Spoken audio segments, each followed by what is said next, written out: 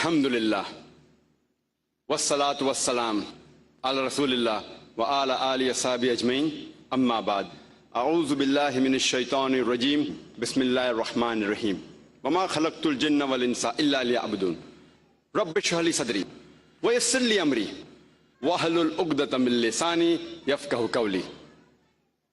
শ্রদ্ধেয় অতিথিবৃন্দ, আমার শ্রদ্ধেয় গুরুজনেরা এবং আমার প্রিয় ভাই বোনেরা, সবাইকে স্বাগত জানাই ইসলামিক সম্ভাষণে। আসসালামু আলাইকুম ওয়া রাহমাতুল্লাহি ওয়া বারাকাতুহু। এখানে উপস্থিত আপনাদের সবার উপরে আল্লাহ সুবহানাহু ওয়া তাআলার দয়া, শান্তি ও রহমত বর্ষিত হোক। আজকে আমাদের আলোচনার টপিক হচ্ছে দ্য পারপাস অব ক্রিয়েশন। এই প্রশ্নটা যে সৃষ্টির পেছনে উদ্দেশ্যটা কি, এটা প্রত্যেক মানুষেরই মাথাতে অন্তত জীবনে একবার আসবে। হতে পারে সেই লোক ধনী অথবা গরিব, রাজা অথবা প্রজা, কালো বা সাদা, হলুদ বা বাদামি, সে থাকতে পারে আমেরিকায় বা ইংল্যান্ডে, অথবা থাকতে পারে ভারতে বা সৌদি আরবে। এই প্রশ্নটা পৃথিবীর প্রত্যেক মানুষের মাথাতেই জীবনে অন্তত একবার উঁকি দিয়ে যাবে। আমাদের কেন সৃষ্টি করা হয়েছে? আমরা এই পৃথিবীতে কেন? আমাদের এখানে আসার উদ্দেশ্যটা কি? আর পৃথিবীর বেশিরভাগ মানুষই মনে করে যে অবশ্যই এখানে একজন সৃষ্টিকর্তা আছেন, মানে সর্বশক্তিমান ঈশ্বর, আর ঈশ্বরের কারণেই এখানে এসেছি। তবে সামান্য কিছু মানুষ আছে যারা বিশ্বাস করে না যে সৃষ্টিকর্তা বলে কেউ একজন আছেন, মানে সর্বশক্তিমান ঈশ্বর। আর তারা মনে করে যে এই মহাবিশ্ব সৃষ্টি হয়েছে পুরোপুরি দুর্ঘটনাক্রমে, আর আমরা মানুষরাও এই পৃথিবীতে এসেছি এরকম দুর্ঘটনাক্রমে। ধরেন সাগরের বিচে দেখলেন একটা মানুষের পায়ের ছাপ। সে সময় একজন লজিক্যাল মানুষ চিন্তা করবে এই পায়ের ছাপ তৈরি হয়েছে কোনো মানুষের হাঁটার কারণে। একজন লজিক্যাল মানুষ ভাববে না যে পায়ের ছাপটা তৈরি হয়েছে দুর্ঘটনাক্রমে, অথবা পায়ের ছাপটা তৈরি হয়েছে সমুদ্রের পানির স্রোতে। যখন পানি চলে যায় তখন পায়ের ছাপ তৈরি হয়। একজন লজিক্যাল মানুষ বুঝতে পারবে যে পায়ের ছাপটা তৈরি করেছে কোনো একজন মানুষ। এটার একটা উদ্দেশ্য আছে, কেন এটা তৈরি হয়েছে। এখন এই প্রশ্নটা যে সৃষ্টির পেছনে উদ্দেশ্যটা কি, এর উত্তর দেয়া যায় দুটো দৃষ্টিভঙ্গি থেকে। এক নাম্বার হচ্ছে সৃষ্টিকর্তার দৃষ্টিভঙ্গি থেকে, মানে সর্বশক্তিমান ঈশ্বরের। আর দুই নাম্বার হলো সৃষ্ট জিনিসের দৃষ্টিভঙ্গি থেকে, মানুষের দৃষ্টিভঙ্গি। এখানে প্রথম দৃষ্টিভঙ্গিটা হচ্ছে আমাদের স্রষ্টা সর্বশক্তিমান ঈশ্বরের দৃষ্টিভঙ্গি। কোন কারণে তিনি মানুষকে সৃষ্টি করেছেন, কোন কারণে এত কিছু তিনি সৃষ্টি করেছেন। আর দুই নম্বর সৃষ্টি করা জিনিসের দৃষ্টিভঙ্গি থেকে, মানে মানুষের দৃষ্টিভঙ্গি, যে সর্বশক্তিমান ঈশ্বর কেন আমাদের সৃষ্টি করেছেন। যেসব লোকজন সর্বশক্তিমান ঈশ্বরের অস্তিত্বকে মেনে নিতে চায় না, তারা মনে করে যে আমরা মানুষরা এই পৃথিবীতে এসেছি দুর্ঘটনাক্রমে। তাহলে সেই ফিলোসফি অনুযায়ী মানুষ আর অন্যান্য সৃষ্ট জিনিসের মধ্যে কোনো পার্থক্য নেই, সবাই এসেছে দুর্ঘটনাক্রমে। মানুষ আর অন্যান্য পশু পাখি সবাই দুর্ঘটনাক্রমে। এই লোকগুলোর জীবনে নির্দিষ্ট কোনো উৎস নেই, তাদের অস্তিত্বের পেছনে কোনো উদ্দেশ্যও নেই, আর তারা অন্যান্য পশু পাখির মতোই জীবন ধারণ করে, খায়, তারা ঘুমায়, আরাম করে, বংশবিস্তার করে, ব্যাস। তাহলে মানুষ আর অন্যান্য পশু পাখির জীবনের উদ্দেশ্য একই হয়ে গেল, খাওয়া, পান করা, ঘুমানো, আরাম করা, বংশবিস্তার।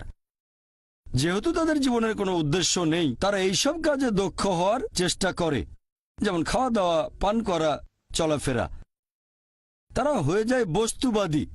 আর সেই কারণেই এই লোকগুলোর কাছে বস্তুবাদ হয়ে যায় ঈশ্বর। আর এই বস্তুবাদের কারণে এই লোকগুলোই তৈরি করে ড্রাগস, টাকা কামানোর জন্য, আরামাইশের জন্য।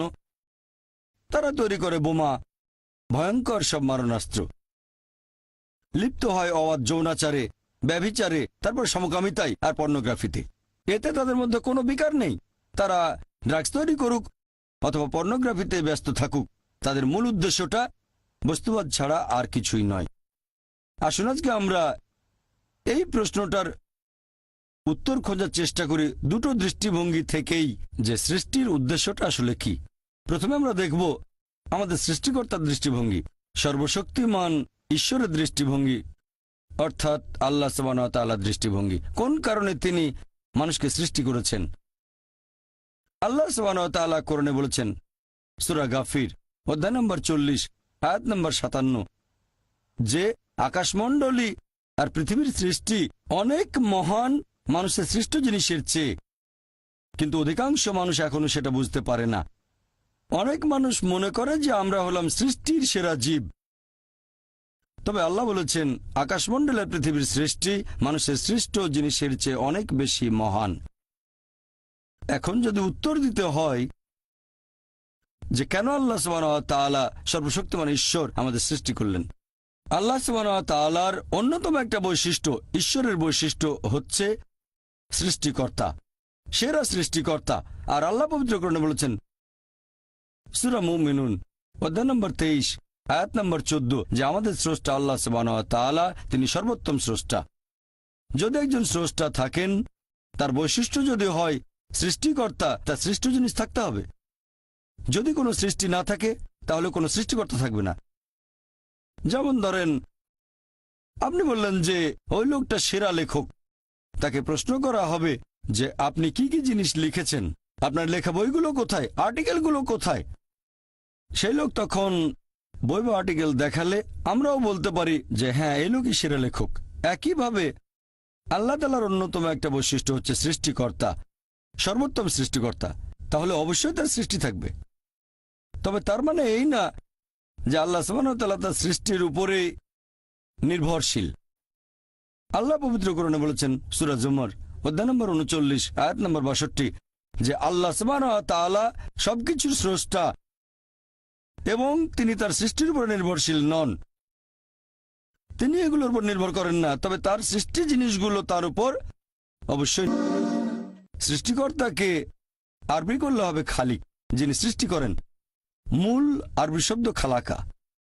খালাকা এটাকে দুই ভাগে ভাগ করা যায়। খালাক শব্দের একটা মানে হচ্ছে একটা জিনিস থেকে অন্য কিছু জিনিস তৈরি। এই কাজটা আল্লাহ তাআলার পাশাপাশি আমরা মানুষ আর অন্যান্য পশু পাখিও পারি। যেমন ধরেন একজন কাঠমিস্ত্রি, সে তৈরি করে চেয়ার টেবিল, কাজটা করছে কাঠ আর পেরেক দিয়ে। তবে সেই কাঠ নেওয়া হয়েছে বন গাছ থেকে। কাঠমিস্ত্রি গাছটাকে তৈরি করেনি, কোনো মানুষ তৈরি করেনি, তৈরি করেছে আল্লাহ তাআলা। পেরেকগুলো তৈরি করা হয়েছে ধাতু থেকে, যেটা সংগ্রহ করা হয় পাথর থেকে, আর এই পাথরও আল্লাহ সুবহানাহু ওয়া তাআলার সৃষ্টি। তাহলে মানুষ যেসব জিনিস তৈরি করতে পারে সেগুলো মৌলিক উপাদানের উপর নির্ভর করে, আর এই সবগুলো উপাদান বানিয়েছেন আল্লাহ তাআলা। তাই এই ধরনের সৃষ্টি, একটা সৃষ্টি থেকে অন্য কিছু তৈরি করা, এই সৃষ্টিগুলো সংখ্যায় সীমিত। একেবারে চূড়ান্ত আর সত্যিকারের সৃষ্টি হচ্ছে একেবারে শূন্য থেকে কিছু সৃষ্টি করা, এবং এটা আর কেউ করতে পারবে না আল্লাহ সুবহানাহু ওয়া তাআলা বাদে। শূন্য থেকে কিছু সৃষ্টি করা, এটাই একেবারে চূড়ান্ত সৃষ্টি। কোন সৃষ্ট জিনিস এটা তৈরি করতে পারবে না, পারেন যিনি সৃষ্ট নন আল্লাহ সুবহানাহু ওয়া তাআলা, যিনি বিশ্বজগতের স্রষ্টা। যেহেতু এখানে ঈশ্বরের বৈশিষ্ট্য হচ্ছে সৃষ্টিকর্তা, সৃষ্টি তো অবশ্যই থাকবে। কোরআনে আল্লাহর অনেকগুলো বৈশিষ্ট্যের কথা আছে। যেমন ধরেন তাকে বলা হয়েছে আর রহমান, আর রহিম, আল গাফির, পরম দয়ালু, দয়াময়, যিনি ক্ষমা করেন। মানুষ জাতির সৃষ্টিটা একেবারে আলাদা সৃষ্টি। আমরা মানুষ, আমাদের স্বাধীন ইচ্ছা আছে। আমরা আল্লাহ তাআলার নির্দেশ মেনে চলতে পারি, আবার নাও মানতে পারি। এটা আলাদা একটা সৃষ্টি। আর যেহেতু আল্লাহ তাআলাকে মান্য অথবা অমান্য করার ক্ষমতা আমাদের আছে, তাই আমরা মাঝে মধ্যে পাপ কাজ করতে পারি। আর যেহেতু মানুষ পাপ করতে পারে, তাই আল্লাহ সুবহানাহু ওয়া তাআলার একটা বৈশিষ্ট্য, তিনি ক্ষমা করে দেন। তিনি দয়াময়, পরম দয়ালু, পাপ ক্ষমা করেন। যদি আমাদের কোনো স্বাধীন ইচ্ছা না থাকতো, তাহলে আল্লাহ সুবহানাহু ওয়া তাআলার সব নির্দেশ মেনে চলতাম, আর ফেরেশতাগণের সাথে আমাদের কোনো পার্থক্য থাকতো না। ফেরেশতাগণ আল্লাহ সুবহানাহু ওয়া তাআলার সৃষ্টি, তবে তাদের কোনো স্বাধীন ইচ্ছা নেই। তারা আল্লাহ সুবহানাহু ওয়া তাআলার সব নির্দেশই মেনে চলেন, কারণ তাদের কোনো স্বাধীন ইচ্ছা নেই। তবে মানুষের স্বাধীন ইচ্ছা আছে, আর স্বাধীন ইচ্ছার কারণেই আল্লাহ সুবহানাহু ওয়া তাআলার দয়া, আল্লাহ সুবহানাহু ওয়া তাআলার করুণা, আল্লাহ সুবহানাহু ওয়া তাআলার ক্ষমা আমরা দেখতে পারি। আরও একটা বৈশিষ্ট্য আল্লাহ সুবহানাহু ওয়া তাআলার পবিত্র কোরআনে আছে, তিনি ভালোবাসেন।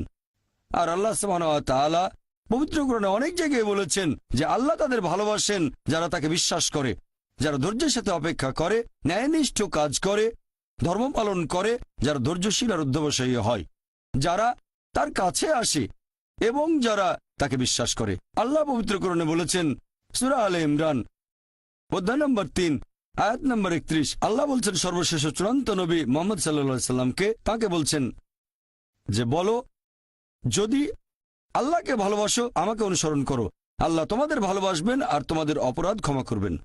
আমাদের নবীকে নির্দেশ দিয়েছেন স্রষ্টা আল্লাহ সুবহানাহু ওয়া তাআলা মানুষকে বলার জন্য যে আল্লাহকে ভালোবাসলে তোমরা আমাকে অনুসরণ করবে, মানে নবীকে।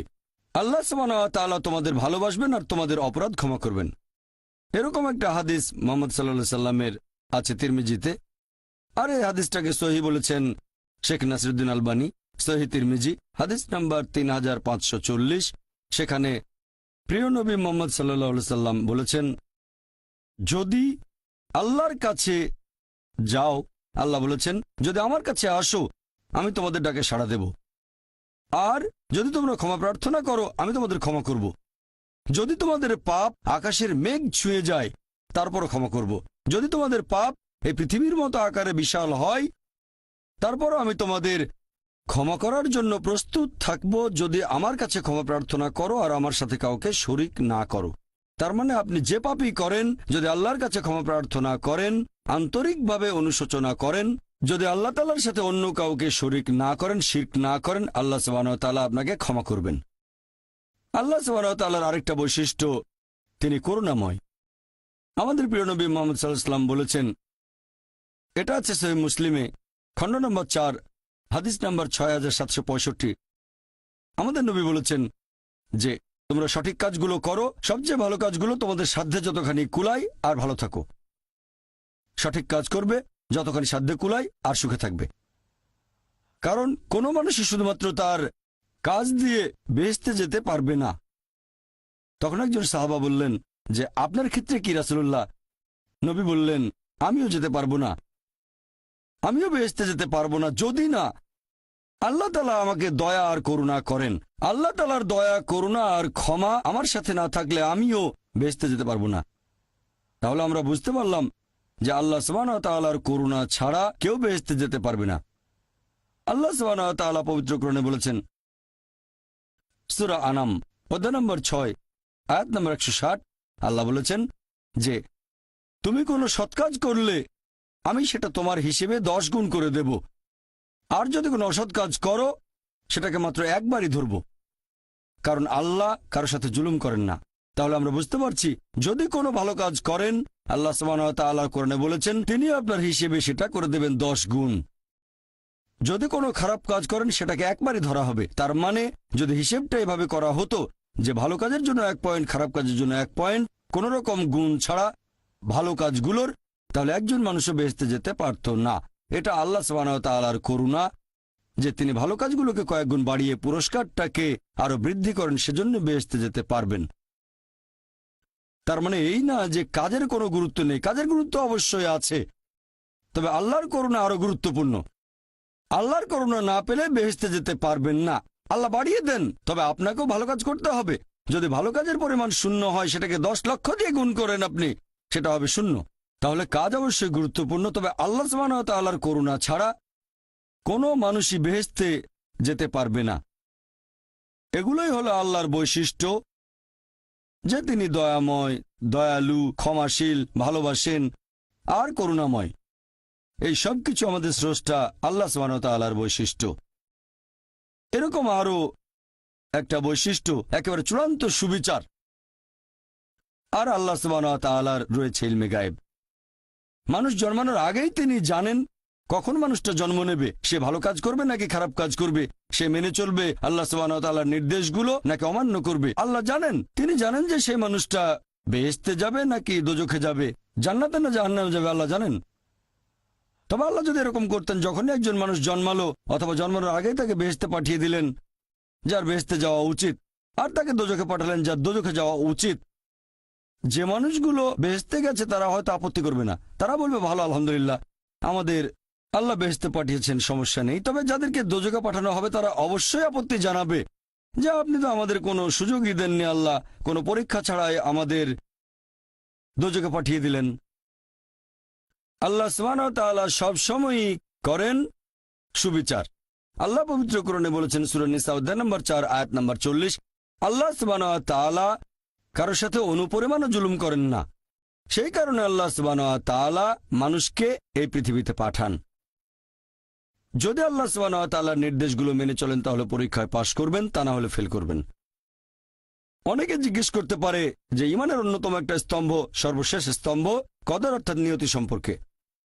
আর আল্লাহ পবিত্র কোরআনে বলেছেন সূরা সাজদা অধ্যায় নম্বর 32 আয়াত নম্বর 12, আল্লাহ বলেছেন যেসব মানুষ হবে দোজখের অধিবাসী, শেষ বিচারের দিনে তারা কোনোভাবেই আল্লাহ তাআলার বিচারে আপত্তি জানাতে পারবে না। উল্টো তারা বলবে, সেদিন সব অপরাধীরা তাদের মাথা নিচু করে রাখবে আর বলবে আমাদের ক্ষমা করুন। তারা কোনো আপত্তি জানাবে না, শুধু বলবে যে আমাদের আরেকটা সুযোগ দিন, আমাদের আরো একবার এই পৃথিবীতে পাঠান, সেইবার আমরা অবশ্যই হব বিশ্বাসী। তবে আল্লাহ তো জানেন, তিনি যদি আরেকবার এদেরকে এই পৃথিবীতে কখনো পাঠান তাহলে তার আগের স্মৃতিগুলো কিছুই থাকবে না, দোজখের স্মৃতি তাদের মনে থাকবে না। আল্লাহ ভালো করে জানেন তারা সেই আগের ভুলগুলো আবারও করবে। এ কথা কোরআনে বলা হয়েছে সূরা আনাম অধ্যায় নম্বর 6 আয়াত নম্বর 28, যদি এই লোকগুলোকে আবার পৃথিবীতে পাঠানো হয় তারা আবারও সে একই ভুল করবে, কারণ তারা মিথ্যাবাদী। তাহলে আল্লাহ এটা আগে থেকেই জানেন যে এই লোকগুলোকে যদি আবার পৃথিবীতে পাঠান, যদি স্মৃতি মুছে ফেলা হয় দোজখে তারা যা কিছু দেখেছিল, তাহলে আবার একই ভুল করবে। এবার কদরের প্রসঙ্গে আসি। কদর হলো ঈমানের 6 নম্বর স্তম্ভ, যে আল্লাহ সুবহানাহু ওয়া তাআলা, আমরা মুসলিমরা মানি যে আল্লাহ লিখেছেন কদর অর্থাৎ নিয়তি। অনেকে এখানে আপত্তি জানায়, অনেক লোক এভাবে প্রশ্ন করে, মুসলিম অমুসলিম অনেকেই বলে আল্লাহ তো সবকিছু নিয়তি লিখে রেখেছেন যে অমুক লোক ভালো হবে না খারাপ হবে, সে কাউকে খুন করবে কি করবে না, বা কাউকে ধর্ষণ করবে কিনা, অথবা চুরি করবে কিনা, অথবা ভালো কাজ করবে কিনা, সে বেহেশতে যাবে নাকি দোজখে, সবকিছু আগেই লেখা থাকলে আমরা কি করব? এখানে কার দোষ? যদি কাউকে খুন করি, আল্লাহ আমার কদরে লিখেছেন, আমি খুন করবো আর করে ফেললাম, এই দোষটা কার? দোষ তো আল্লাহর, তাহলে আমাকে দোজখে পাঠানো হবে কেন? আর এটা খুবই লজিক্যাল প্রশ্ন। এই প্রশ্নের উত্তরে বলবো, আমাদেরকে এই কদর বা নিয়তির ধারণা আগে বুঝতে হবে যে আল্লাহ সুবহানাহু ওয়া তাআলা আগে থেকে লিখে রেখেছেন একটা মানুষ কখন জন্মাবে, তারপরে সে কোন দেশে জন্মাবে, কখন মারা যাবে, কোন দেশে মারা যাবে। আল্লাহ পবিত্র কোরআনে বলেছেন সূরা ইসরা অধ্যায় 17 আয়াত নম্বর 14, যে যখন কোনো শিশু জন্ম নেয় তার কর্মগুলো আমি তার গ্রীবালগ্ন করে দিই। একজন মানুষের ব্যাপারে আল্লাহ জানেন সে কি করবে, ভালো না খারাপ, সঠিক না বেঠিক, সে বেহেশতে যাবে নাকি দোজখে যাবে। তবে আল্লাহ সুবহানাহু ওয়া তাআলার একটা উদাহরণ দেই, যে ধরেন একটা ক্লাসে একজন টিচার পড়াচ্ছেন 100 জন ছাত্রকে প্রায় 1 বছর ধরে, আর পরীক্ষা শুরুর আগে টিচার অনুমান করলেন যে এই ছাত্রটা এবারের পরীক্ষায় ফার্স্ট হবে, ফার্স্ট ক্লাস ফার্স্ট, এই ছাত্র পাবে সেকেন্ড ক্লাস, এই ছাত্র করবে ফেল। এটা আমি উদাহরণ হিসেবে বলছি। এর কিছুদিন পরে পরীক্ষা হয়ে গেল, প্রথম ছাত্র হলো ফার্স্ট ক্লাস ফার্স্ট, এই ছাত্র সেকেন্ড ক্লাস, আর ওই ছাত্রটা করলো ফেল। এখন আপনাদের প্রশ্ন করি, যে ছাত্র ফেল করেছে সে কি টিচারকে বলবে আপনি বলেছিলেন যে আমি ফেল করব তাই ফেল করেছি? এখানে দোষটা কার, টিচারের নাকি ছাত্রের? কার দোষ? ছাত্রের। টিচার অনুমান করেছেন এই ছাত্রটা বাইরে ঘুরে বেড়ায়, ঠিকমতো ক্লাসে আসে না, সিনেমা দেখতে যায়, এজন্য সে ফেল করবে।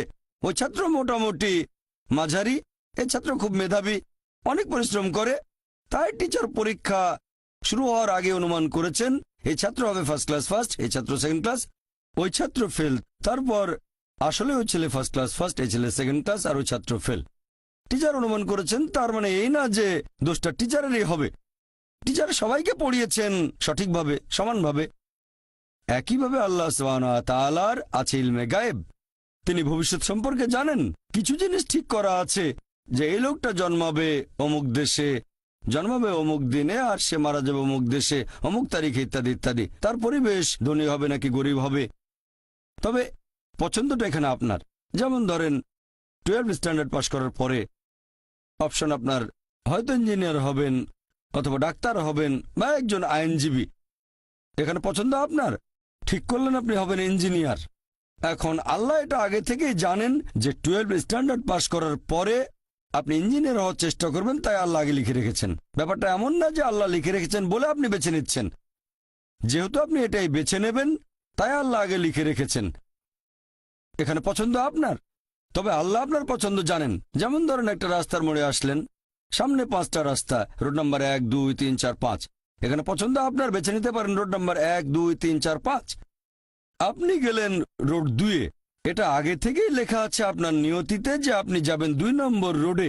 ব্যাপারটা এমন না যে আল্লাহ লিখেছেন বলে আপনি করছেন। যেহেতু আপনি এটাই বেছে নেবেন, তাই আল্লাহ আগে লিখে রেখেছেন। তাহলে পছন্দ আপনার।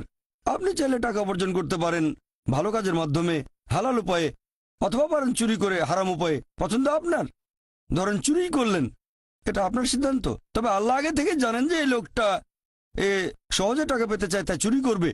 তাই আল্লাহ আগে লিখে রেখেছেন যে এই লোকটা 25 বছর বয়সে চুরি করবে। এখানে দোষটা কার? দোষ আসলে আপনার। তবে আল্লাহর আছে ইলমে গায়েব, তাই তিনি আগেই লিখে রেখেছেন। সিদ্ধান্তটা আপনার। আল্লাহ তাআলা মানুষদের দিয়েছেন স্বাধীন ইচ্ছা। আপনি আল্লাহ তাআলাকে দোষ দিতে পারবেন না আপনার পাপের জন্য। যদি আপনি দোজখে যান, যাবেন আপনার পাপ কাজগুলোর জন্য। আর যদি বেহেশতে যান, সেটার কারণ হবে আল্লাহ সুবহানাহু ওয়া তাআলার অসীম করুণা।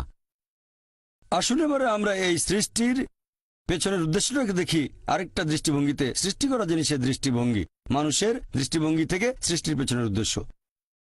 সেটা হচ্ছে সর্বশক্তিমান ঈশ্বর কোন কারণে মানুষ সৃষ্টি করেছেন। আর এই প্রশ্নটার উত্তর আছে পবিত্র কোরআনে, সূরা আরাফ অধ্যায় নম্বর 7, আয়াত নম্বর 172 এবং আয়াত 173। আল্লাহ বলেছেন যে স্মরণ করো তোমার প্রতিপালক আদম সন্তানের পৃষ্ঠদেশ হতে তাঁর বংশধরদের বের করেন এবং তাদের জিজ্ঞেস করেন যে আমি কি তোমাদের প্রতিপালক। তারা সবাই বলবে আমরা সাক্ষ্য দিচ্ছি আপনি আমাদের প্রতিপালক। তারপর আল্লাহ বলবেন তাহলে রোজ কিয়ামতের দিন তোমরা যেন না বলো যে জানতাম না আপনি আমাদের প্রতিপালক, অথবা এভাবে বলো না যে আমাদের পূর্বপুরুষেরা অন্য কারো ইবাদত করত, তারা শিরক করত, তারা অন্য কাউকে শরীক করেছে, আমরা তাদের অনুসরণ করেছি, সেজন্য তারা মিথ্যেবাদী, আমাদের কোনো দোষ নেই।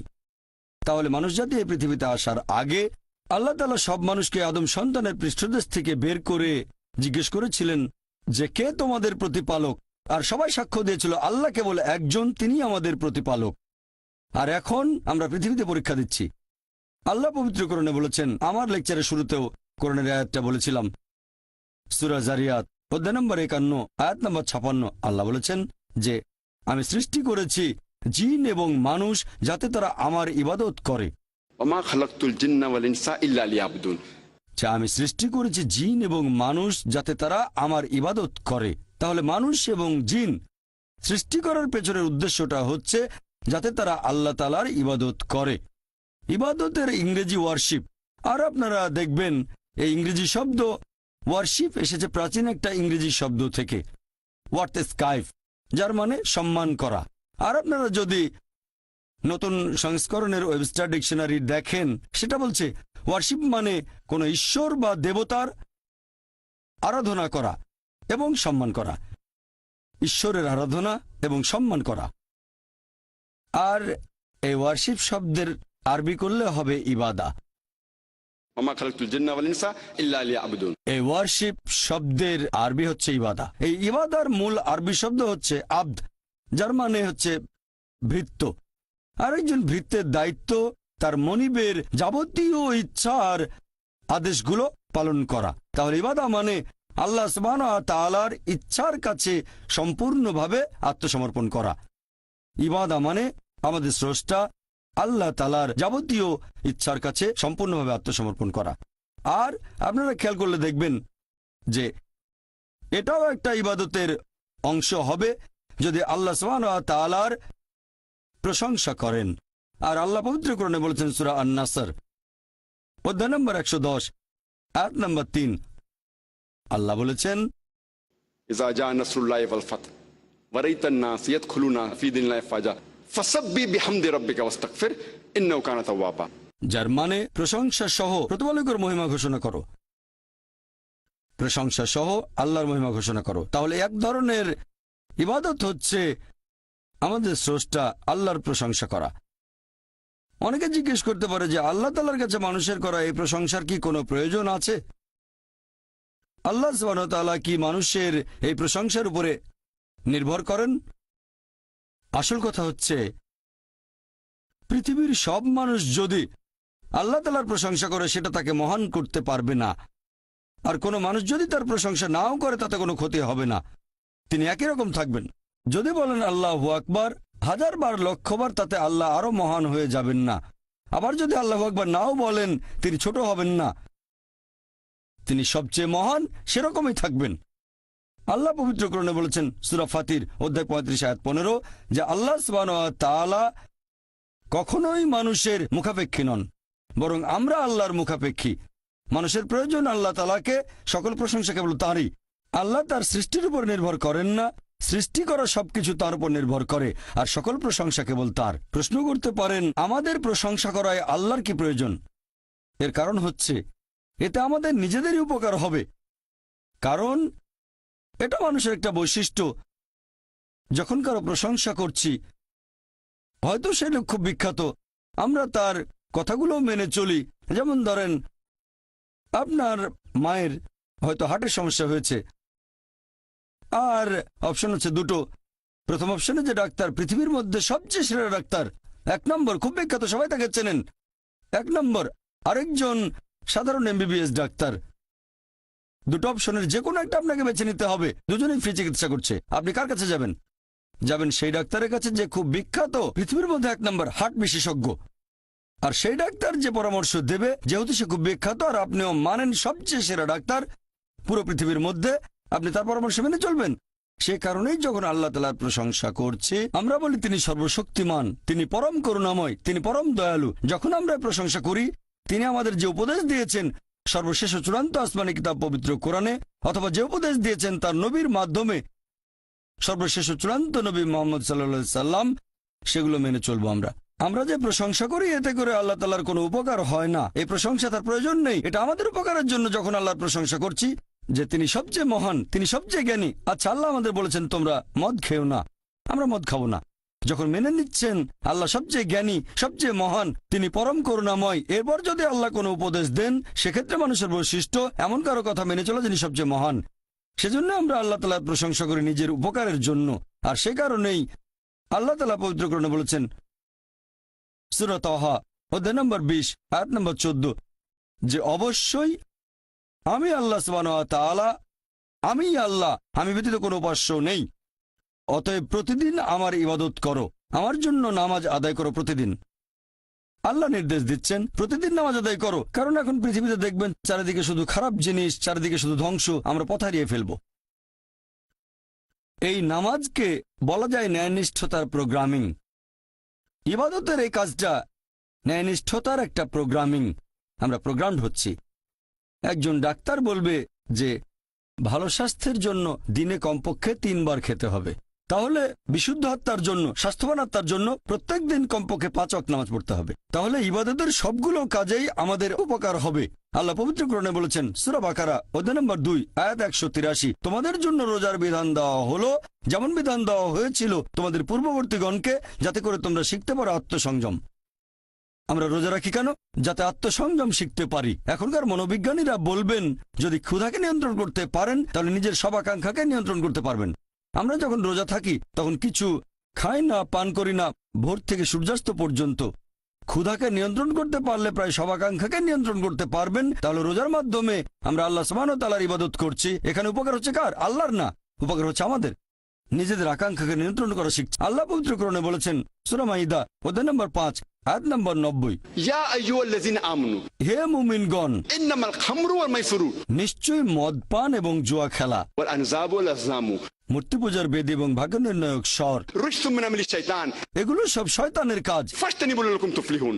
এগুলো বর্জন করো যাতে সফল কাম হতে পারো। এখানে আল্লাহ সুবহানাহু ওয়া তাআলা আমাদের নির্দেশ দিচ্ছেন যে হে মুমিনগণ, নিশ্চয়ই মদপান এবং জুয়া খেলা, মূর্তি পূজার বেদী মানে মূর্তি পূজা করা, ভাগ্য নির্ণায়ক স্বর মানে ভাগ্য গণনা, এগুলো শয়তানের কাজ। এগুলো বর্জন করো যাতে সফল কাম হতে পারো। আর আল্লাহ এর পরের আয়াতে বলছেন সূরা মাইদা অধ্যায় নম্বর 5 আয়াত নম্বর 91 যে শয়তান মানুষের মধ্যে শত্রুতা আর বিদ্বেষ সৃষ্টি করতে চায় এই মদ এবং জুয়ার মাধ্যমে। আর এগুলো তোমাদেরকে আল্লাহ সুবহানাহু ওয়া তাআলার স্মরণে বাধা দেবে।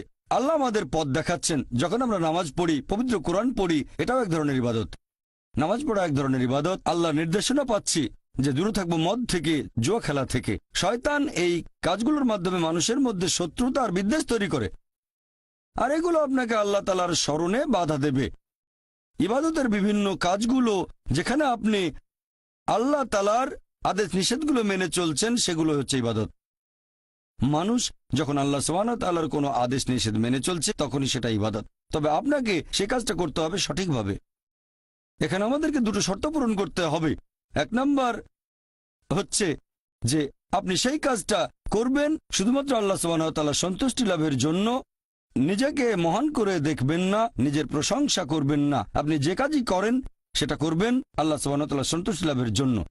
আল্লাহ যেগুলো নির্দেশ করেছেন সেগুলো মানেন আল্লাহ সন্তুষ্টি লাভের জন্য।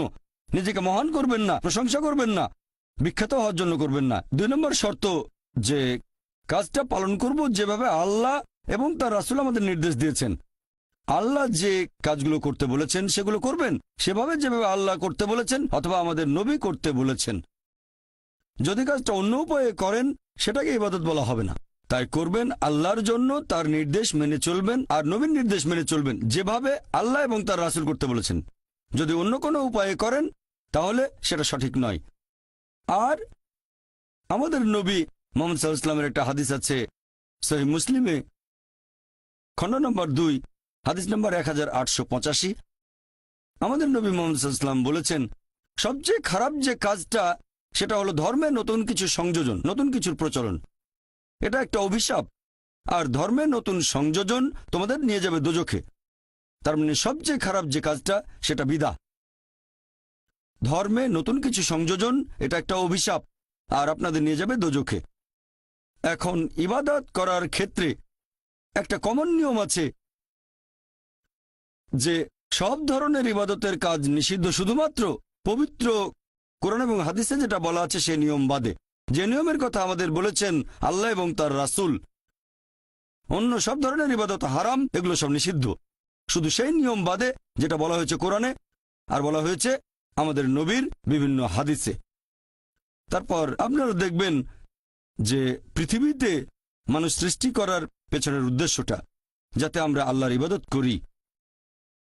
আল্লাহর ইবাদত করলে আমাদের উপকার হয়, এটা আমাদের সাহায্য করে। অনেকের মধ্যে একটা ভুল ধারণা আছে যে ইসলাম একটা নতুন ধর্ম, যে ধর্ম পৃথিবীতে এসেছে 1400 বছর আগে, আর নবী মুহাম্মদ সাল্লাল্লাহু আলাইহি সাল্লাম হলেন ইসলাম ধর্মের প্রতিষ্ঠাতা। সত্যি বলতে ইসলাম পৃথিবীতে আছে একেবারে আদিকাল থেকে, যখন থেকে মানুষ এই পৃথিবীতে বাস করছে। আর নবী মুহাম্মদ সাল্লাল্লাহু আলাইহি সাল্লাম এই ধর্মের প্রতিষ্ঠাতা নন, তিনি হলেন আল্লাহ সুবহানাহু ওয়া তাআলার সর্বশেষ চূড়ান্ত রাসূল। পৃথিবীতে অনেক নবী রাসূল এসেছেন। আল্লাহ পবিত্র কোরআনে বলেছেন সূরা ফাতির অধ্যায় 35 আয়াত নম্বর 24, وإن من أمة إلا خلا فيها نذير। এমন কোন সম্প্রদায় নেই যাদের কাছে আমি সতর্ককারী প্রেরণ করিনি। পবিত্র কোরআনে সূরা রদ অধ্যায় নম্বর 13 আয়াত নম্বর 7, ولكل قوم هاد। আমি প্রত্যেক সম্প্রদায়ের জন্য পথনির্দেশক প্রেরণ করেছি। পবিত্র কোরআনে 25 জন নবী রাসূলের নাম উল্লেখ করা হয়েছে। আদম, নূহ, ইব্রাহিম, মুসা, যিশু, মুহাম্মদ, ওনারা সবাই শান্তিতে থাকুন। ওনারা সকলেই ছিলেন আল্লাহ সুবহানাহু ওয়া তাআলার প্রেরিত নবী, আর সকল নবী রাসূলই আসলে ছিলেন মুসলিম। মুসলিম হচ্ছে সেই লোক যে আল্লাহর কাছে নিজের ইচ্ছাকে সমর্পণ করে। আর ইসলাম শব্দটার মূল যে আরবি শব্দটা সেটা সালাম, যার মানে শান্তি। আরেকটা মূল শব্দ সালেমা বা সিলম, যার মানে সর্বশক্তিমান ঈশ্বরের কাছে আত্মসমর্পণ করা। তাহলে এক কথা ইসলাম মানে আল্লাহ তাআলার কাছে আত্মসমর্পণ করার মাধ্যমে শান্তি অর্জন করা, সৃষ্টিকর্তার কাছে আত্মসমর্পণ করা। সকল নবী রাসূল একটা বাণী প্রচার করেছেন, আর কেউ যদি নিজের ইচ্ছাকে আল্লাহ তাআলার কাছে সমর্পণ করে তাকে বলা হয় মুসলিম। পবিত্র কোরআনে সূরা আলে ইমরান অধ্যায় নম্বর 3 আয়াত নম্বর 52 যে ঈসা আলাইহিস সালাম অর্থাৎ যীশু খ্রিস্ট ছিলেন মুসলিম। আল্লাহ পবিত্র কোরআনে বলেছেন সূরা আলে ইমরান অধ্যায় নম্বর 3 আয়াত নম্বর 67 যে ইব্রাহিম নবী ইহুদি বা খ্রিস্টান নন, তিনি ছিলেন মুসলিম। আর যেহেতু আমাদের সৃষ্টিকর্তা একজন, মানুষজাতি একটা, তাই ধর্মও হওয়া উচিত একটা। সেজন্য আল্লাহ পবিত্র কোরআনে বলেছেন সূরা আলে ইমরান অধ্যায় নম্বর 3 আয়াত নম্বর 19 ইন্নাদ-দীনা ইনদাল্লাহিল ইসলাম। আল্লাহ সুবহানাহু ওয়া তাআলার কাছে একমাত্র গ্রহণযোগ্য দিন হচ্ছে ইসলাম। তার মানে আল্লাহ তাআলার কাছে আত্মসমর্পণ করার মাধ্যমে শান্তি অর্জন করা।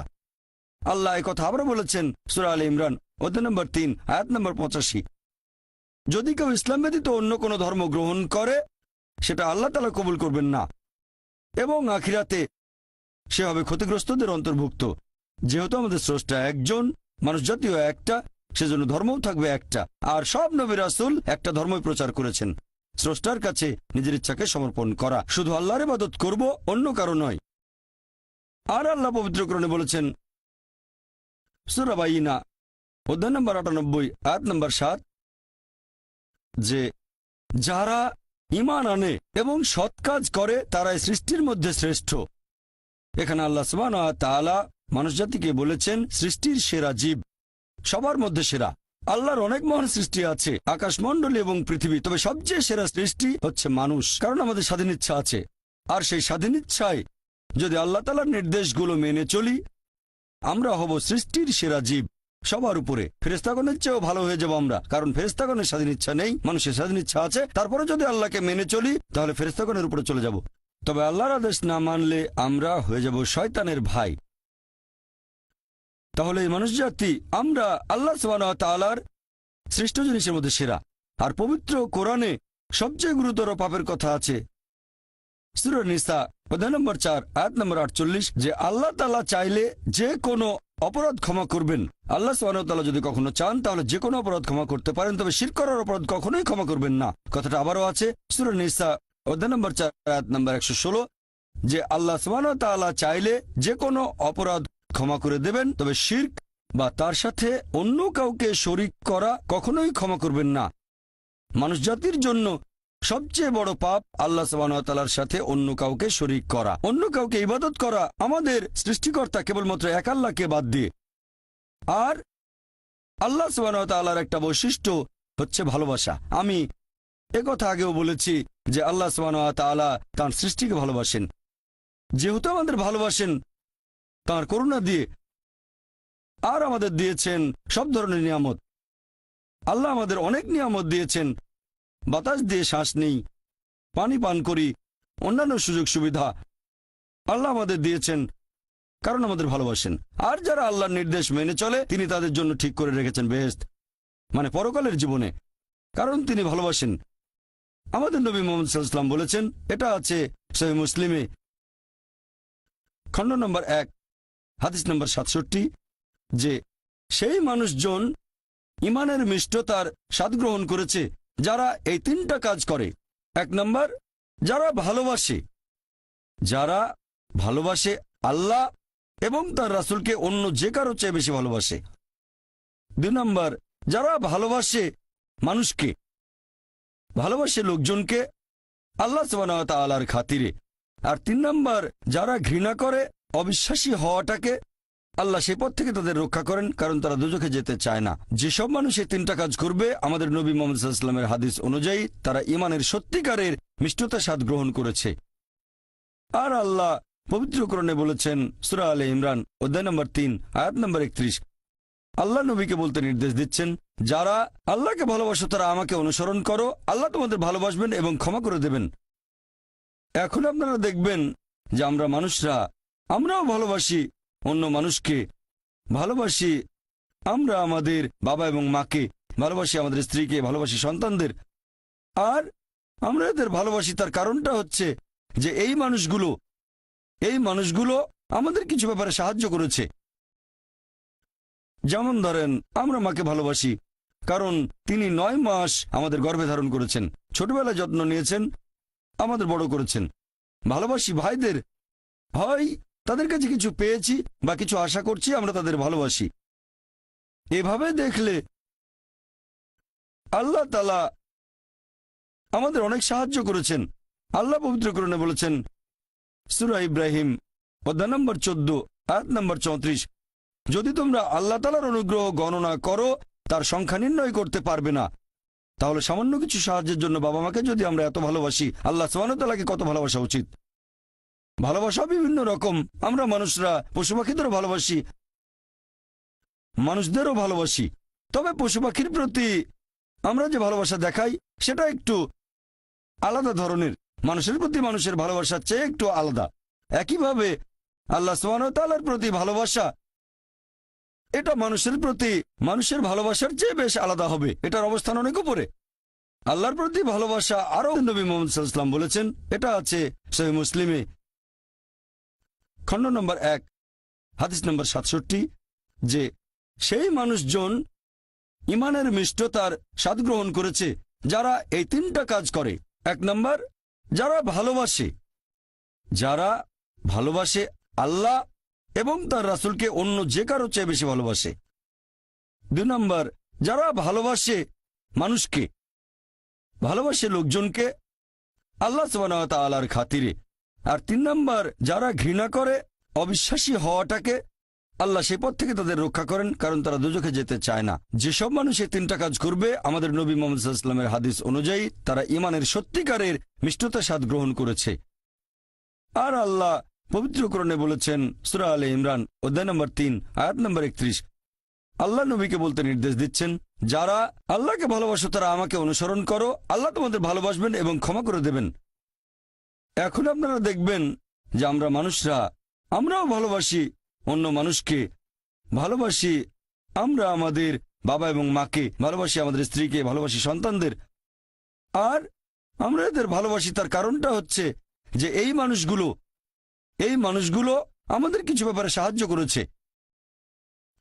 যেমন ধরেন, আমরা মাকে ভালোবাসি কারণ তিনি 9 মাস আমাদের গর্ভে ধারণ করেছেন, ছোটবেলায় যত্ন নিয়েছেন, আমাদের বড় করেছেন। ভালোবাসি ভাইদের, হয় তাদের কাছে কিছু পেয়েছি বা কিছু আশা করছি, আমরা তাদের ভালোবাসি। এভাবে দেখলে আল্লাহ তাআলা আমাদের অনেক সাহায্য করেছেন। আল্লাহ পবিত্র কোরআনে বলেছেন, সূরা ইব্রাহিম অধ্যায় নম্বর 14 আয়াত নম্বর 34, যদি তোমরা আল্লাহ তাআলার অনুগ্রহ গণনা করো তার সংখ্যা নির্ণয় করতে পারবে না। তাহলে সামান্য কিছু সাহায্যের জন্য বাবা মাকে যদি আমরা এত ভালোবাসি, আল্লাহ সুবহানাহু ওয়া তাআলাকে কত ভালোবাসা উচিত। ভালোবাসা বিভিন্ন রকম। আমরা মানুষরা পশু পাখিদেরও ভালোবাসি, মানুষদেরও ভালোবাসি।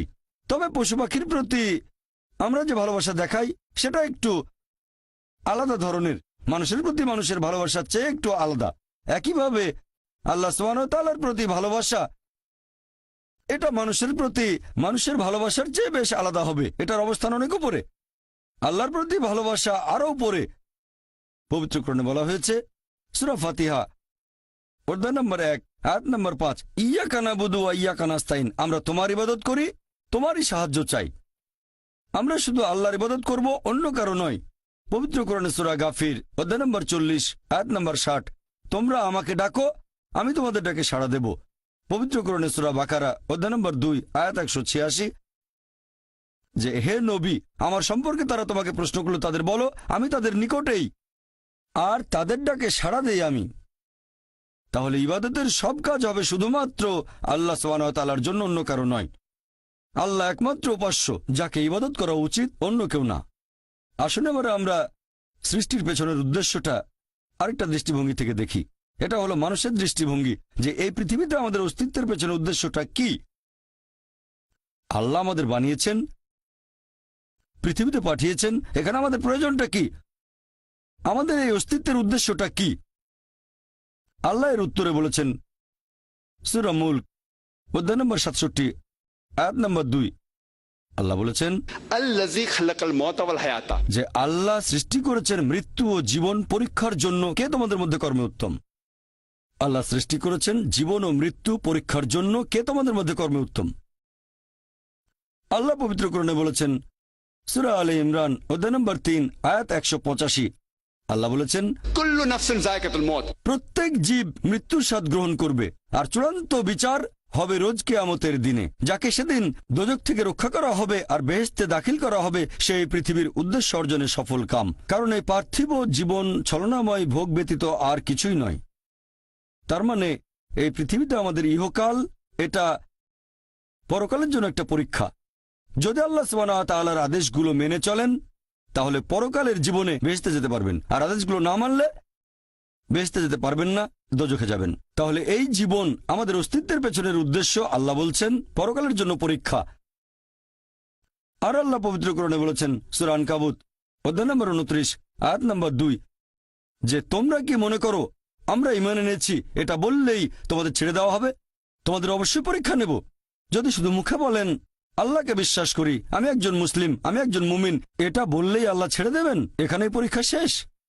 আল্লাহ বলছেন তোমরা জানো না আমি পরীক্ষা করব? শুধু বললেন আমি একজন মুসলিম, শুধু মুখে বললেন আমি বিশ্বাসী, মুখে বললেন আমি আল্লাহর কাছে নিজের ইচ্ছাকে সমর্পণ করি, তাহলে আপনাকে ছেড়ে দেওয়া হবে না। আল্লাহ অবশ্যই পরীক্ষা করবেন।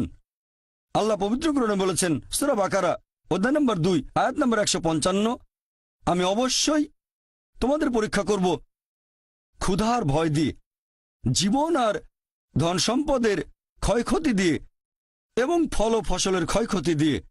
আর শুভ সংবাদ দাও তাদের যারা ধৈর্যশীল, আল্লাহ সবাইকে পরীক্ষা করবেন ভয় দিয়ে, ক্ষুধা দিয়ে, জীবন আর ধন সম্পদের ক্ষয়ক্ষতি দিয়ে, ফল ফসলের ক্ষয়ক্ষতি দিয়ে। আল্লাহ অবশ্যই পরীক্ষা করবেন। আর আল্লাহ এক একজনকে এক একভাবে পরীক্ষা করেন। আল্লাহ পবিত্র কোরআনে বলেছেন সূরা আনাম অধ্যায় নম্বর 6 আয়াত নম্বর 165 আল্লাহ বলেছেন যে তিনি কিছু মানুষকে অন্যদের তুলনায় বেশি মর্যাদা দান করেছেন। আল্লাহ সুবহানাহু ওয়া তাআলা কিছু মানুষকে অন্য মানুষদের তুলনায় বেশি মর্যাদা দিয়েছেন। আল্লাহ কোরআনে বলেছেন সূরা নাহাল অধ্যায় নম্বর 16 আয়াত নম্বর 71 যে তিনি কিছু মানুষকে অন্য মানুষের তুলনায় শ্রেষ্ঠত্ব দান করেছেন। আল্লাহ এই কথা আবারও বলেছেন সূরা আনাম অধ্যায় নম্বর 6 আয়াত নম্বর 165 যে আল্লাহ সুবহানাহু ওয়া তাআলা কিছু মানুষকে অন্যদের তুলনায় বেশি মর্যাদায় উন্নীত করেছেন, আর তিনি যা দিয়েছেন তার ভিত্তিতেই তোমাদের বিচার করা হবে। এখানে অনেক লোকজন এভাবে প্রশ্ন করে আল্লাহ তাআলা এখানে সুবিচার করবেন কিভাবে? কেউ হয়তো জন্মায় গরিব পরিবারে, আবার কেউ জন্মায় ধনী পরিবারে, কেউ জন্মায় ভালো স্বাস্থ্য নিয়ে, কেউ জন্মায় অসুস্থ হয়ে। এটাই তো অবিচার। আল্লাহ তাআলা সুবিচার করেন না। তিনি এইসব আলাদা মানুষের জন্য আলাদা বিচার করবেন কিভাবে? আমরা জানি যে পার্থিব জীবনে আছে জন্ম আর মৃত্যু, বিভিন্ন অসুখ হতে পারে, কেউ গরিব কেউ ধনী, এই সবই আসলে পরীক্ষা। আর আল্লাহ পবিত্র কোরআনে বলেছেন সূরা আনফাল অধ্যায় নম্বর 8 আয়াত নম্বর 28 আল্লাহ বলেছেন যে অবশ্যই তোমাদের ধন সম্পদ আর সন্তান সন্ততি এগুলো তোমাদের জন্য পরীক্ষা। এরপর সূরা মুনাফিকুন অধ্যায় নম্বর 63 আয়াত নম্বর 9 যে তোমাদের সম্পদ আর সন্তান সন্ততি যেন তোমাদেরকে আল্লাহ তাআলার স্মরণে উদাসীন না করে। আল্লাহ তাআলা এক একজন মানুষকে এক একভাবে পরীক্ষা করেন। আপনি যদি কাউকে জিজ্ঞেস করেন যে ভালো কাজগুলো কি কি আর ভালো কাজগুলো কি, এ ব্যাপারে আস্তিক নাস্তিক সব ধরনের মানুষই তখন বলবে ভালো কাজ হচ্ছে দান করা, নিজে সন্তুষ্ট থাকা। কয়েকটা ভালো কাজের কথা বললে দান খয়রাত থাকবে। এখন একজন মানুষ পরোপকারী কি না সেটা আল্লাহ কিভাবে পরীক্ষা করবেন? কিন্তু সবার সম্পদ যদি সমান থাকে, পরীক্ষার ব্যাপারটা তাহলে আসবে কিভাবে? পরীক্ষা তখনই নেওয়া যাবে যখন কেউ হবে ধনী আর কেউ হবে গরিব। তাই আল্লাহ তাআলা এক একজনকে এক একভাবে পরীক্ষা করেন। হয়তো কেউ জন্ম নিয়েছে ধনী পরিবারে, তাই সম্পদ অনেক বেশি, আবার কেউ জন্মায় গরিব হয়ে। তবে যে লোকটা ধনী, ইসলামিক শরিয়া অনুযায়ী ইসলাম ধর্মের একটা স্তম্ভ হচ্ছে জাকাত, যে প্রত্যেক ধনী লোক যাদের সঞ্চয় নিসাব লেভেলের উপরে 85 গ্রাম স্বর্ণ, সে প্রতি হিজরি বছরে সেই সঞ্চয়ের 2.5% জাকাত হিসেবে দান করে দেবে। সেই লোক হতে পারে লাখপতি, হতে পারে কোটিপতি। যদি সে ঠিকমতো জাকাত দেয় তাহলে সে পাবে 5 নম্বর। হয়তো সে পুরো জাকাত দিল না, সামান্য কিছু অংশ দান করলো, যা দেওয়ার কথা তার 20% দিল, যেটা দেওয়া উচিত তার সামান্য অংশ দিল, তাহলে সে ফেল করবে। আবার কেউ হয়তো জাকাতই দেবে না, একেবারে শূন্য। আর গরিব লোককে কোনো জাকাত দিতে হবে না, সেভাবে ফুল নাম্বার। কিন্তু আমরা মানুষরা এইভাবে বলি, আহা বেচারা লোকটা খুব গরিব, এই লোকটার জীবনে শুধু সমস্যা আর সমস্যা। আর ধনীদের দেখে আমরা মুগ্ধ হই। আমাদের প্রিয় নবী বলেছেন যে একজন ধনী লোকের বেহেশতে প্রবেশ করা গরিবের চেয়ে অনেক বেশি কঠিন। আর পবিত্র কোরআন বলছে সূরা আনফাল অধ্যায় নম্বর 8 আয়াত নম্বর 28, ধন সম্পদ তোমাদের জন্য পরীক্ষা, এটা পরীক্ষা। আমরা বোকা তাই এভাবে চিন্তা করি যে এই লোকটার অনেক টাকা, আল্লাহ অনেক রহমত দিয়েছেন, এটা একটা পরীক্ষা। যদি এই রহমত ঠিক মতো ব্যবহার না করেন এটা অবশ্যই রহমত, তবে এই পরীক্ষায় ফেল করার সম্ভাবনা অনেক বেশি। যেমন ধরেন বোর্ডের একটা পরীক্ষার প্রশ্ন গত বছরের কথা, 2 বছর আগের কথা, 2002 সালের কথা। সেবারের প্রশ্ন খুব কঠিন ছিল, বেশিরভাগ ছাত্রছাত্রী উত্তর দিতে পারেননি। পরের বছর সেই প্রশ্নটা আসলো না, তখন এটা বলা বোকামি, ও দুঃখ এবার তো আসলো না, আপনি তো খুশি হবেন যে এবার আসেনি। তাহলে সম্পদ একটা পরীক্ষা। তাহলে যাদের ধন সম্পদ নেই তাদের জন্য ধনীদের তুলনায় বেহেশতে যাওয়াটা অনেক সহজ। আল্লাহ এক একজনকে এক একভাবে পরীক্ষা করেন। সেজন্য আল্লাহ বলেছেন তোমাদের ধন সম্পদ যেন তোমাদেরকে আল্লাহ তাআলার স্মরণে উদাসীন না করে, এটা একটা পরীক্ষা। আরেকটা পরীক্ষা হচ্ছে সন্তুষ্টি, নিজে সন্তুষ্ট থাকা। আর আমাদের নবী মুহাম্মদ সাল্লাল্লাহু আলাইহি ওয়াসাল্লাম বলেছেন, এটা আছে সহিহ বুখারীতে খণ্ড নম্বর 8 হাদিস নম্বর 447, নবী বলেছেন যদি কারো কাছে একটা পর্বত সমান স্বর্ণ থাকে সে এরকম আরেকটা চায়, যদি কারো কাছে এক পাহাড় স্বর্ণ থাকে তারপরও সে আরেকটা স্বর্ণের পাহাড় চায়, আর সর্বশেষে তার মুখগহ্বর পূর্ণ হয় কবরের মাটি দিয়ে। সে যত ধনী লোকই হোক, হয়তো সে পৃথিবীর মধ্যে সবচেয়ে ধনী লোক, তারপরও সে আরো বেশি সম্পদ চায়। মানুষ সন্তুষ্ট হয় না, বেশিরভাগ মানুষ কখনো সন্তুষ্ট হয় না। আল্লাহ পবিত্র কোরআনে বলেছেন সূরা নিসা অধ্যায় নম্বর 4 আয়াত নম্বর 32 যে আল্লাহ যেটা দিয়ে অন্য মানুষকে শ্রেষ্ঠত্ব দান করেছেন সেটার উপরে তোমরা কোনো রকম লালসা করো না। এভাবে বলবেন না যে হে আল্লাহ তুমি অমুককে অনেক সম্পদ দিয়েছো, অমুককে অনেক সুন্দর একটা গাড়ি দিয়েছো, এমন কিছু আল্লাহর কাছে চাইবেন না যেটা অন্য কাউকে আল্লাহ দিয়েছেন, এতে লোকসান হবে আপনার। আর আমাদের প্রিয় নবী মুহাম্মদ সাল্লাল্লাহু আলাইহি সাল্লাম বলেছেন, এটা আছে সহিহ বুখারীতে খণ্ড নম্বর 4, আমাদের নবী বলেছেন যে সেই লোকদের দেখো যাদের ভাগ্য তোমার চেয়ে খারাপ, সেই সব লোককে দেখো না যারা তোমার চেয়ে বেশি ভাগ্যবান। তা না হলে তোমরা আল্লাহ তাআলাকে স্মরণ করায় অবহেলা করতে পারো, তা না হলে প্রতিপালকের প্রতি অকৃতজ্ঞ হয়ে যেতে পারো। তাহলে নবী বলেছেন তাদেরকে দেখো যাদের ভাগ্য খারাপ। তখন আপনি বলছেন আচ্ছা এই লোকটার তো কোনো গাড়ি নেই, আমার একটা মারুতি অন্তত আছে। তাকে দেখবেন না যারা সে মার্সিডিজ, ও আমার মার্সিডিজ নেই কেন, ওই লোকের গাড়ি নেই, আমার তো একটা আছে। আপনি আল্লাহকে ধন্যবাদ জানাবেন যখন মার্সিডিজ গাড়ির মালিকের সাথে নিজেকে তুলনা করবেন, ও আমার কেন মার্সিডিজ গাড়ি দিলেন না। তাদেরকে দেখবেন যাদের ভাগ্য খারাপ, তাহলে আপনি আল্লাহ সুবহানাহু ওয়া তাআলাকে স্মরণ করছেন। আর এটাই বৈশিষ্ট্য মানুষের। এরকম একটা গল্প যে এক লোকের মনে অনেক দুঃখ কারণ তার কোনো জুতো নেই, তারপরে সে একটা লোককে দেখলো যার একটা পাই নেই। লোকটা অভিযোগ করতো আল্লাহর কাছে যে জুতো নেই, আল্লাহর কাছে অভিযোগ করতো আমার কোনো জুতো নেই। তারপর সেই লোকটাকে দেখলো যার একটা পা নেই, তখন সে আল্লাহকে ধন্যবাদ জানালো আমার অন্তত 2টো পা আছে। তাহলে সন্তুষ্ট হওয়া একটা পরীক্ষা। আমাদের নবী মুহাম্মদ সাল্লাল্লাহু আলাইহি ওয়াসাল্লাম বলেছেন, এটা আছে সহিহ বুখারীতে খণ্ড নম্বর 8 যে সত্যিকারের সম্পদ হচ্ছে সন্তুষ্ট হওয়া, ধন সম্পত্তি নয়। সত্যিকারের সম্পদ হলো সন্তুষ্ট হওয়া, পরিতুষ্ট হওয়া। আপনার যা কিছু আছে সেটার জন্য বলবেন আলহামদুলিল্লাহ, সকল প্রশংসা আল্লাহর। তাহলে হবেন সত্যিকারের মুমিন, হবেন সত্যিকারের বিশ্বাসী, হবেন সত্যিকারের মুসলিম, সন্তুষ্ট থাকবেন। অনেকে এভাবে বলে যে কোন কারণে আল্লাহ সুবহানাহু ওয়া তাআলা কিছু মানুষকে জন্ম থেকেই বানিয়েছেন স্বাস্থ্যবান, কিছু মানুষকে আল্লাহ সুস্বাস্থ্য দেন, আর কেউ জন্মায় অসুখ বিসুখ নিয়েই, হয়তো বংশগত কোনো রোগ, হার্ট ডিজিজ, কেউ বা জন্মায় বিকলাঙ্গ হয়ে। আল্লাহ কি অবিচার করছেন? আল্লাহ পবিত্র কোরআনে বলেছেন সূরা নিসা অধ্যায় নম্বর 4 আয়াত 40, আল্লাহ সুবহানাহু ওয়া তাআলা কারো সাথে অনুপরিমাণে জুলুম করেন না। এটা একটা পরীক্ষা। আল্লাহ এক একজনকে এক একভাবে পরীক্ষা করেন।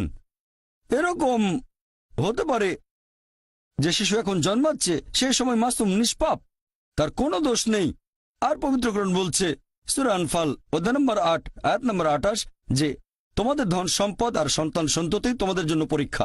আল্লাহ কথাটা আবারও বলেছেন অধ্যায় নম্বর 63 আয়াত নম্বর 9 যে তোমাদের ধন সম্পদ সন্তান সন্ততি তোমাদেরকে যেন আল্লাহ তাআলার স্মরণে উদাসীন না করে। এরকম হতে পারে যে পরীক্ষা নেওয়া হচ্ছে বাবা মার, এটা বাবা মার জন্য পরীক্ষা। এরপর আপনারা দেখবেন যখন কোনো মানুষের উপর বিপর্যয় আসে সেটা হয় পরীক্ষা অথবা একটা শাস্তি। যে লোকগুলো আল্লাহ তাআলার পথ থেকে দূরে সরে গেছে তাদের জন্য এটা শাস্তি, আর যারা আল্লাহর পথে আছে তাদের জন্য পরীক্ষা।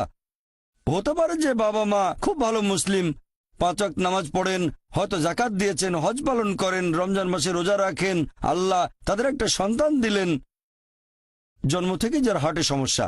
সত্যিকারের মুসলিম, সত্যিকারের মুমিন বলবে আলহামদুলিল্লাহ, আল্লাহ তাআলা তোমাকে অনেক ধন্যবাদ, আল্লাহ তাদের পরীক্ষা করছেন। আরেকটা লোক যে কৃতজ্ঞ নয় আর এই পরীক্ষায় হয়তো পাশও করবে না, সে বলবে কেন, সে লাফালাফি শুরু করবে, আল্লাহর কাছে অভিযোগ করবে যে কেন আল্লাহ তাআলা আমাকে এমন বিকলাঙ্গ সন্তান দিলেন জন্ম থেকে যার হার্টে সমস্যা। আর পরীক্ষা যত কঠিন পুরস্কার তত বেশি, পরীক্ষা যত কঠিন পুরস্কারের পরিমাণ তত বেশি।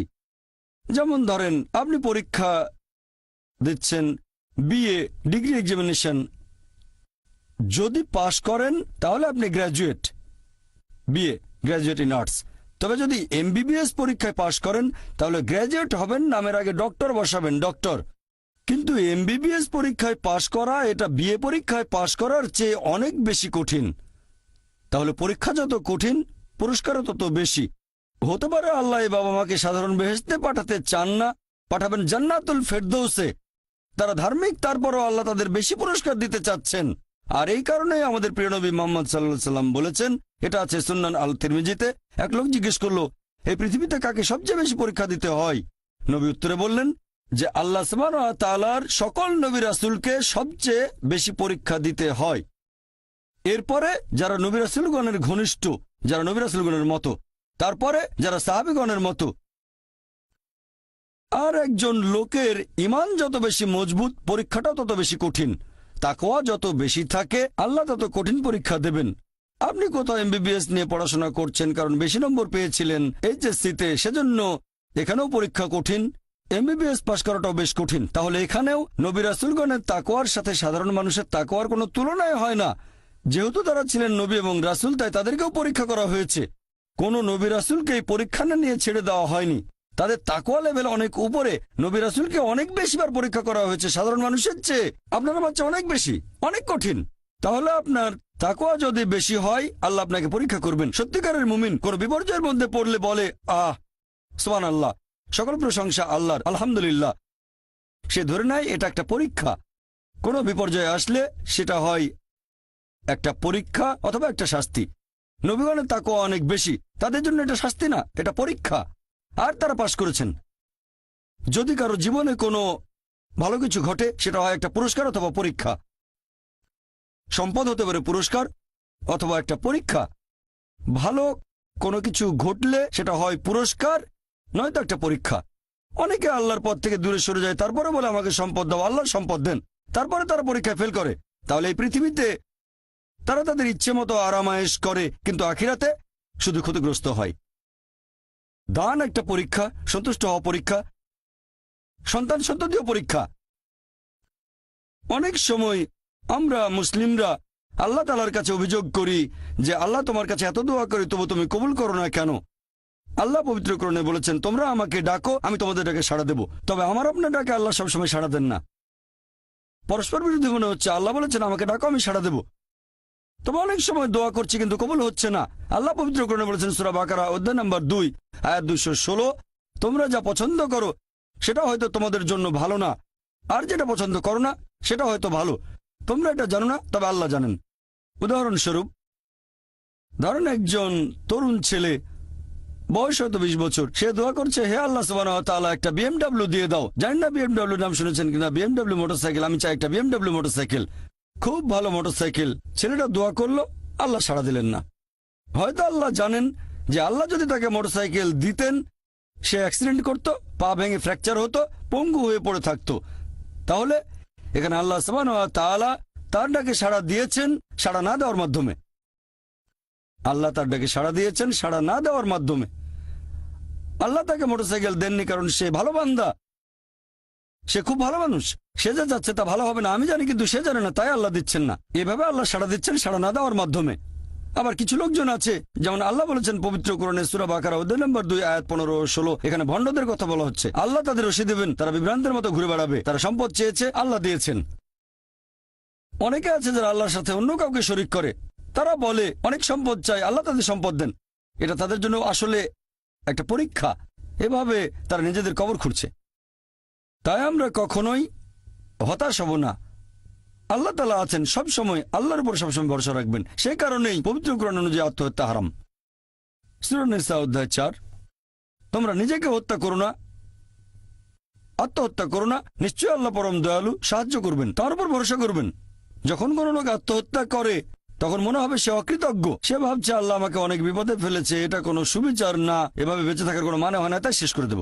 আল্লাহ পবিত্র কোরআনে বলেছেন সূরা বাকারা অধ্যায় নম্বর ২ আয়াত ২৮৬, এটা সূরা বাকারার একেবারে শেষ আয়াত, যে আল্লাহ সুবহানাহু ওয়া তাআলা কারো উপরেই তার সাধ্যের অতিরিক্ত বোঝা চাপিয়ে দেন না। আল্লাহ কারো উপরে এমন কোনো বোঝা চাপিয়ে দেন না যেটা তার সাধ্যের অতিরিক্ত। এটা আয়াতের প্রথম অংশ। এই আয়াতটাতে আরো বলা হয়েছে আমরা এই দোয়া করব, ইয়া আল্লাহ সুবহানাহু ওয়া তাআলা আমাদের উপর সাধ্যের অতিরিক্ত বোঝা চাপিয়ে দিও না। আয়াতের প্রথম অংশে আল্লাহ কথা দিয়েছেন যে আমাদের উপর তিনি সাধ্যের অতিরিক্ত বোঝা চাপাবেন না। তাহলে আমরা কেন দোয়া করব যে হে আল্লাহ আমাদের সাধ্যের অতিরিক্ত বোঝা চাপিয়ে দিও না? এর কারণ হচ্ছে আমরা নিজেদের কবর খুঁড়ি, আমরা নিজেদের উপর সাধ্যের অতিরিক্ত বোঝা চাপিয়ে দিই, সমস্যা বাধা আমরাই বলছি অনেক সম্পদ দাও, আল্লাহ দিচ্ছেন। তাই আমরা আল্লাহর কাছে দোয়া করছি আল্লাহ যেন নিজেদের কারণে নিজেদের উপর সাধ্যের অতিরিক্ত বোঝা না চাপিয়ে দেন। আমরা সবসময় আল্লাহ তাআলার উপর ভরসা করব, একমাত্র তার ইবাদত করব। তিনি আমাদের স্রষ্টা, আমাদের অস্তিত্বের পেছনের উদ্দেশ্য হচ্ছে আল্লাহ সুবহানাহু ওয়া তাআলার ইবাদত করা, অন্য কারো নয়। পৃথিবীর জীবন পরকালের জন্য পরীক্ষা। আল্লাহর আদেশ মেনে চলেন আর সন্তুষ্ট থাকেন, যেরকম পরীক্ষায় সামনে পড়ুক। সত্যিকারের মুসলিম সবসময় বলবে আল্লাহকে ধন্যবাদ। সাধারণত আমরা অভিযোগ করি আমাদের এটা নেই, আমাদের ওটা নেই। জীবনের জন্য সবচেয়ে গুরুত্বপূর্ণ জিনিস কি? কেউ বলবে খাবার, কেউ বলবে পানি, সবচেয়ে গুরুত্বপূর্ণ বাতাস। কয়েক মিনিটের জন্য নিঃশ্বাস বন্ধ করেন, মারা যাবেন। আমাদের মধ্যে কেউ কি আল্লাহ সুবহানাহু ওয়া তাআলাকে এর জন্য ধন্যবাদ জানিয়েছেন যে বাতাস দিয়েছো সেজন্য অনেক ধন্যবাদ? আমাদের মধ্যে কতজন এটা করেছে? আমরা কি এটা বুঝতে পারছি? ফ্রি বাতাস তো ফ্রি পাচ্ছি আর কি। আমরা শ্রদ্ধা করবো আল্লাহ তাআলার নিদর্শনগুলোকে, শ্রদ্ধা করবো আল্লাহর নিয়ামতগুলোকে। এবারে শেষ পয়েন্টটা নিয়ে বলি যে আল্লাহ সুবহানাহু ওয়া তাআলা কেন এই পৃথিবী সৃষ্টি করলেন, এই পৃথিবী সৃষ্টির উদ্দেশ্যটা আসলে কি? আল্লাহ পবিত্র কোরআনে বলেছেন সূরা ইব্রাহিম অধ্যায় নম্বর 14 আয়াত 32 ও 33, যে আল্লাহ সুবহানাহু ওয়া তাআলা আকাশমণ্ডল ও পৃথিবী সৃষ্টি করেছেন আর আকাশ থেকে পানি বর্ষণ করান, এর সাথে দিয়েছেন ফলমূল। তিনি নৌযানকে মানুষের অধীন করেছেন যাতে সেগুলো আল্লাহর বিধানে সমুদ্রে বিচরণ করে। তিনি মানুষের কল্যাণে নিয়োজিত করেছেন নদীসমূহকে। তিনি তোমাদের জন্য সৃষ্টি করেছেন চাঁদ ও সূর্য, তোমাদের জন্য সৃষ্টি করেছেন রাত ও দিন। তাহলে বিশ্বজগতের এইসব সৃষ্টি এগুলো করেছেন মানুষের জন্য। আল্লাহ এই পুরো বিশ্বজগৎ সৃষ্টি করেছেন মানুষের জন্য। আর এটা আমাদের দায়িত্ব যে আমরা আল্লাহ সুবহানাহু ওয়া তাআলাকে ধন্যবাদ জানাবো এইসব নিয়ামতের জন্য। ধন্যবাদের পাশাপাশি আমাদের দায়িত্ব যে আমরা এই সব কিছুর যত্ন নেব। এই কারণেই আল্লাহ সুবহানাহু ওয়া তাআলা পশু পাখি সৃষ্টি করেছেন। তবে পশু হত্যা করা এটা নিষিদ্ধ, প্রাণী হত্যা নিষিদ্ধ। মুহাম্মদ সাল্লাল্লাহু আলাইহি ওয়াসাল্লাম একটা হাদিস বলছে টার্গেট প্র্যাকটিসের জন্য পশু পাখি হত্যা করো না। হ্যাঁ, যেসব পশুর মাংস খেতে আল্লাহ সুবহানাহু ওয়া তাআলা অনুমতি দিয়েছেন সেটা আমরা খেতে পারি, আল্লাহ যেভাবে বলেছেন সেই নিয়মে, যেভাবে নবী বলেছেন। তবে টার্গেট প্র্যাকটিস, এরকম অনেক লোক দেখি যারা এই নিয়মগুলো ধ্বংস করতে চায়। টার্গেট প্র্যাকটিস করে আর বিভিন্ন পশুর মাথা ঝুলিয়ে রাখে তাদের ড্রয়িং রুমে। আল্লাহ সৃষ্টি করেছেন পাহাড় পর্বত, আমরা সেগুলো জয় করতে চাই, মাউন্ট এভারেস্টের চূড়ায় উঠি। এ পর্যন্ত অনেক মানুষ মারা গেছে, প্রতি বছর মাউন্ট এভারেস্টে উঠতে গিয়ে অনেক মানুষ মারা গেছে। আমরা এই নিয়ামতের জন্য আল্লাহ সুবহানাহু ওয়া তাআলাকে ধন্যবাদ জানাই না। যদিও আল্লাহ তাআলা পবিত্র কোরআনে বলেছেন উট সৃষ্টি করা হয়েছে তোমাদের জন্য, ভার বহনের জন্য। যদিও এগুলো আমাদের জন্য সৃষ্টি করা হয়েছে, আমরা এদের ভালোবাসবো, শ্রদ্ধা করব। এরকম অনেক সহিহ হাদিস আছে, অনেক। একটা হাদিস আছে সহিহ বুখারীতে খণ্ড নম্বর 3, যে একবার একজন মানুষ একটা তৃষ্ণার্ত কুকুরকে পানি খেতে দিয়েছিল, কুয়ার কাছে গিয়ে মোজাই করে পানি এনেছিল, আর এই কাজের জন্য তাকে বেহেশতে দাখিল করা হলো। সহিহ বুখারীতে আছে আরেকটা হাদিস খণ্ড নম্বর 4, একবার এক পতিতা একটা তৃষ্ণার্ত কুকুরকে পানি খেতে দিয়েছিল, এজন্য সে বেহেশত পেল। এক সাহাবা প্রশ্ন করলেন যে কুকুরকে পানি খাওয়ালেও কি আমরা পুরস্কার পাবো? নবী বললেন অবশ্যই, কেন না। চিন্তা করেন, যে পশুটাকে ঘরের ভেতরে ঢুকতে নিষেধ করা হয়েছে, যদি সেই পশুকেও পানি খেতে দেন আল্লাহ সেজন্য পুরস্কার দেবেন। একটা হাদিস বলছে একজন বৃদ্ধ মহিলা এক বিড়ালকে বেঁধে রেখে খাবার দিত না, আল্লাহ তাকে দোজখে পাঠালেন। কেন সে বিড়ালটাকে বেঁধে রাখলো, খাবার দিল না? অন্ততপক্ষে বিড়ালটাকে ছেড়ে দিলেও তো সে শিকার করে খেতে পারত। আর আমাদের এক্সিবিশনে এরকম একটা পোস্টার আছে, আরো অনেক পোস্টার। তাহলে আমরা পশু পাখিকে ভালোবাসবো, যত্ন করব। এছাড়াও গাছপালা লতাপাতা আমরা খেতে পারি যখন প্রয়োজন আমাদের, তবে বিনা কারণে আমরা কোনো গাছপালা কাটবো না। এমনকি যুদ্ধের সময়ও নবী মুহাম্মদ সাল্লাল্লাহু আলাইহি ওয়াসাল্লাম বলেছেন যে তোমরা গাছ কেটে ফেলো না, শস্যে আগুন ধরিয়ে দিও না। তাহলে এগুলো সবই আল্লাহ সুবহানাহু ওয়া তাআলার সৃষ্টি। আর আল্লাহ পবিত্র কোরআনে বলেছেন সূরা আদিয়াত অধ্যায় নম্বর 100, আল্লাহ তাআলা যুদ্ধের সময়ের ঘোড়া সম্পর্কে আল্লাহ এখানে বলেছেন যে ঘোড়া চড়ে সৈন্যরা যুদ্ধে যায়। আল্লাহ এখানে শপথ করছেন আর বলছেন সূরা আদিয়াত আয়াত 1, 2, 3, 4, আল্লাহ বলেছেন এই ঘোড়াগুলোর খুরের আঘাতে আগুনের ফুলকি ছোটে, সে সময় ধুলোর মেঘ আকাশে ওড়ে, তারা শত্রু দলের ভেতরে ঢুকে পড়ে। বলা হচ্ছে আল্লাহ এখানে শপথ করছেন এই ঘোড়াগুলোকে নিয়ে, যুদ্ধের ময়দানের ঘোড়া, তাদের মধ্যে কোনো রকম ভয় নেই, কারণ তারা তাদের প্রভুর নির্দেশ মানে।